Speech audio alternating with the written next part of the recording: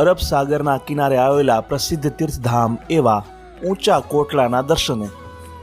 તો સામે ટેકરી પર તમને જે ધજા દેખાય છે ને તે જ છે ઊંચા કોટલાનું મંદિર। જી હા, અને નીચે છે સમુદ્ર, એટલે કે સમુદ્રથી થોડે ઉપર પર્વત જેવો એક નાનો અમથો આકાર છે અને એની ટેકરી ઉપર જ માતાજીનું મંદિર છે। તો ચાલો સૌ પ્રથમ ટેકરી પર જઈએ, મંદિરના દર્શન કરીએ, માતાજીના દર્શન કરીએ, ત્યારબાદ ફરીથી આપણે દરિયા કિનારે આવીશું અને દરિયા કિનારે જોવાલાયક ફરવાલાયક શું શું છે તે પણ જાણીશું। દોસ્તો, તો અત્યારે આપણે આવી ગયા છીએ ઊંચા કોટલા મંદિરની એકદમ પાસે। આ મંદિરમાં બિરાજમાન છે મા ચામુંડા।